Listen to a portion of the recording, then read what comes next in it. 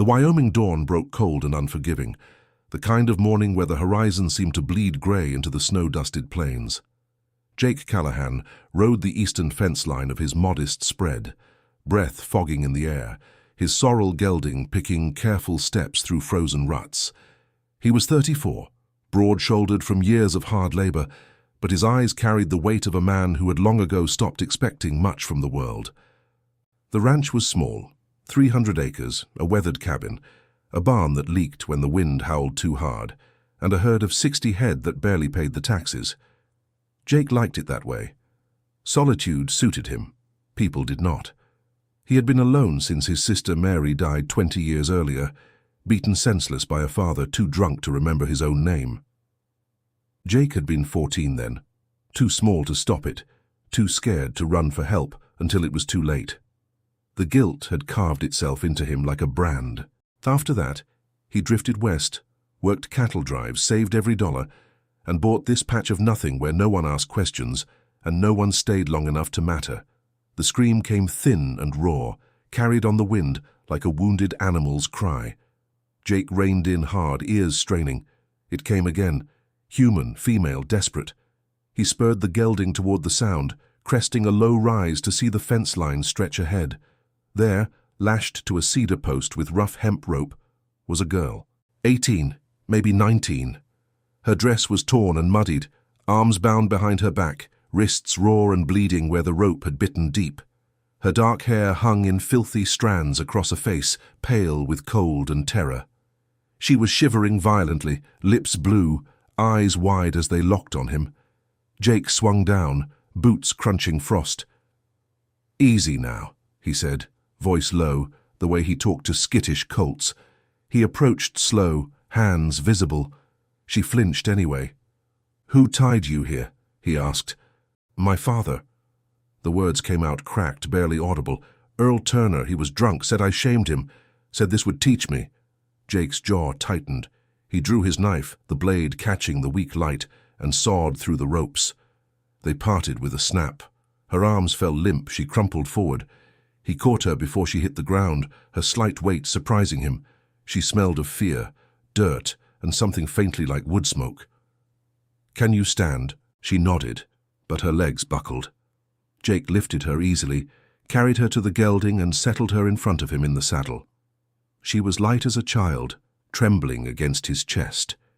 He wrapped his coat around her shoulders, the heavy wool still warm from his body, and turned the horse toward the cabin a mile off. The ride was silent except for her chattering teeth. Jake kept one arm around her waist to steady her, the other on the reins. He felt her heartbeat racing like a trapped bird. When they reached the yard, he dismounted, lifted her down, and carried her inside. The cabin was sparse.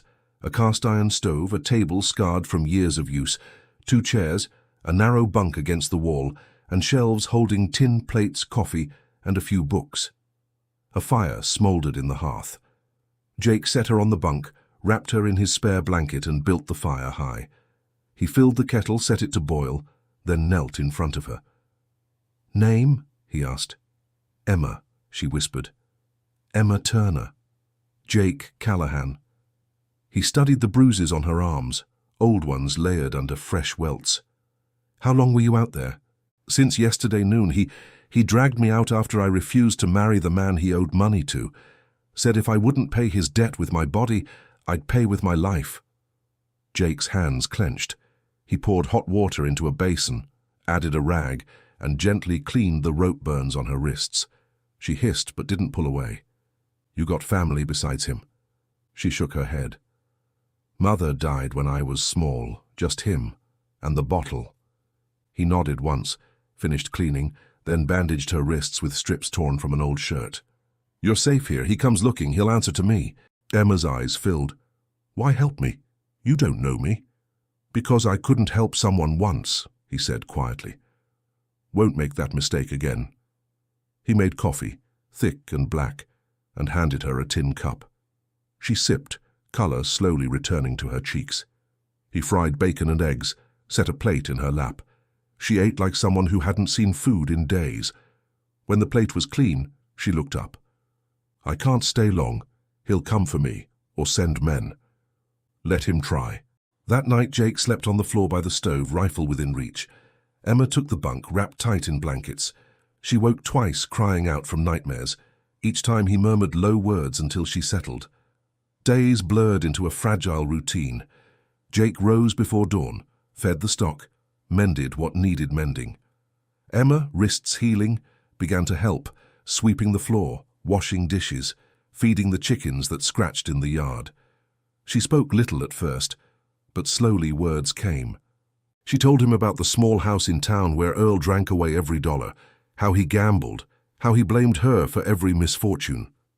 Jake listened, said little. He told her about Mary, about the night he found her broken on the kitchen floor, about the years he spent running from that memory. One evening, as snow fell soft outside, Emma sat by the fire mending a shirt of his. "You ever think about marrying?" she asked. "Thought about it once," Jake said. "Didn't work out." "Why?" "Girl wanted more than a cabin and hard winters. Can't blame her." Emma looked at him steadily. "I don't want more. I just want safe." He met her gaze, something shifting in the quiet between them. A week later, word reached town. Gossip spread fast in places like Willow Creek. Folks said Jake Callahan had taken in Earl Turner's girl, not out of Christian charity, but something darker. Women whispered behind hands, men spat and shook their heads. The sheriff rode out one afternoon, a lean man named Harlan with a star on his vest. "Jake," Harlan said from the porch, "folks are talking. Say you're keeping a young woman against her will." Jake stepped outside, rifle casual in his arm. Emma appeared behind him, chin high. "Tell him, Emma," Jake said. She stepped forward. "My father tied me to a fence to die. Mr. Callahan cut me loose and gave me shelter. I stay because I choose to, not because I'm forced." Harlan studied her, then Jake.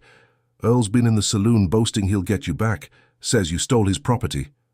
"She's no one's property," Jake said. Harlan tipped his hat. "Keep her safe then. Trouble's coming."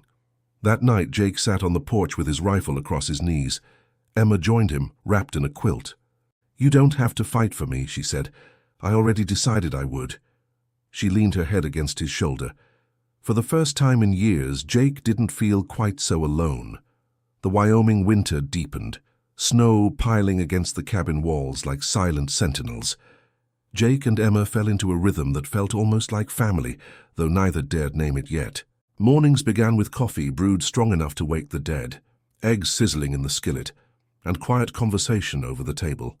Emma's wrists had healed to faint pink scars. The bruises on her spirit took longer, but Jake's steady presence was a balm she hadn't known she needed. She learned his habits quickly, how he checked the herd at first light, how he oiled the rifle every Sunday whether it needed it or not, how he stared too long at the horizon some evenings as if waiting for something that never came. He learned hers, the way she hummed old hymns while kneading dough, how she flinched at sudden loud noises, how her laughter, rare at first, grew brighter each week. One afternoon, as Jake split wood behind the barn, Emma came out wrapped in his old sheepskin coat. Snowflakes caught in her dark hair like stars. "You ever think about leaving this place?" she asked, breath clouding. Jake paused, axe resting on his shoulder. "Thought about it. Never did." "Why not?" "Roots," he said simply. "Even shallow ones hold." She nodded, watching him swing again. The crack of wood echoed sharp in the cold air. That night, over supper of venison stew, she spoke of dreams she'd buried long ago. "I wanted to be a teacher once, read books to children, show them worlds bigger than Willow Creek." Jake listened, fork paused midway to his mouth. "You still could." She gave a small laugh. "With what? No school, no money, no certificate. There's kids on ranches who need learning. You could start small." Her eyes met his, searching. "You'd want that? Me staying? Teaching?" "I want you safe," he said. "Anything beyond that is up to you." The words hung between them, heavy with possibility. Trouble arrived 2 days later. Jake was repairing a section of fence near the road when he saw the riders, 4 men, horses steaming in the chill. Leading them was Earl Turner, red-faced and swaying even in the saddle. Whiskey had carved deeper lines into his features. His eyes were bloodshot mean. "Callahan," Earl bellowed. "You got my girl in there. Hand her over." Jake straightened slowly, hammer still in hand. She's not yours anymore. Earl laughed, harsh and wet. She's my blood, my property till I say otherwise. I got a buyer lined up, good money, she owes me. Jake's grip tightened on the hammer. Walk away, Earl, while you still can. The other men, rough types from the saloon, hired muscle, shifted, hands near holsters. Emma appeared on the porch then, rifle leveled steady. Jake had taught her to shoot the week before. Her stance was solid. I'm not going back, she called, voice clear despite the tremor in her hands. You leave me be. Earl's face purpled. You ungrateful little... Jake stepped forward. Last warning. Earl spurred his horse, charging. Jake dropped the hammer, drew his Colt in one smooth motion, and fired a warning shot into the snow at the horse's feet. The animal reared. Earl tumbled into a drift, cursing. The hired men drew, but Jake's rifle was already up. Emma had passed it down without him asking. Drop 'em, Jake said quietly. They hesitated, then let pistols fall into the snow. Earl scrambled up, spitting blood and snow. This ain't over, Callahan. I'll burn this place to the ground. Jake walked to him, boots crunching. He grabbed Earl by the collar, lifted him until their faces were inches apart. You come back here, Jake said, voice low and cold. You won't leave upright. He shoved Earl back. The man staggered, then mounted with help from his men. They rode off, Earl shouting threats that faded into the wind. Emma lowered the rifle, trembling now that the danger had passed. Jake went to her, took the weapon gently, and pulled her into his arms. She buried her face in his coat, shoulders shaking. It's done, he murmured. He won't come again. But Earl did come again, 3 nights later under cover of darkness. Jake woke to the smell of smoke. He bolted upright, saw orange flicker through the window. The barn was ablaze. He grabbed his boots, coat, rifle. Emma! Fire! She was already up, eyes wide. The horses! They ran outside. Flames roared high. The barn's dry timber fed the blaze hungrily. Jake threw open the doors, smoke billowing. The gelding and 2 work mares were panicked, rearing in their stalls. He cut halters, slapped rumps, drove them out. Emma helped, coughing, guiding them toward the corral. Then Jake saw the shadow. Earl, staggering drunk, torch in hand, moving toward the cabin. Jake sprinted. Earl! The man turned, eyes wild. He raised a pistol. Jake dove as the shot cracked. The bullet plowed snow beside him. Jake rolled, came up firing. The shot took Earl in the shoulder. He dropped the torch, screamed, and fell. Jake reached him, kicked the pistol away. Earl writhed, clutching the wound. You shot me, he gasped. You tried to burn us out, Jake said. Be glad it's only a shoulder. Emma ran up, blanket in arms. She pressed it to the wound, stopping the blood. We need the doctor, she said. Jake nodded grimly. He bound Earl's hands with rope from the corral, loaded him onto the gelding, and rode for town through the snow, Emma beside him on one of the mares. By dawn, they reached Willow Creek. The sheriff's office was lit. Harlan met them at the door. What in hell? Arson, Jake said. Attempted murder. Harlan looked at Earl, bleeding and moaning, then at Jake and Emma.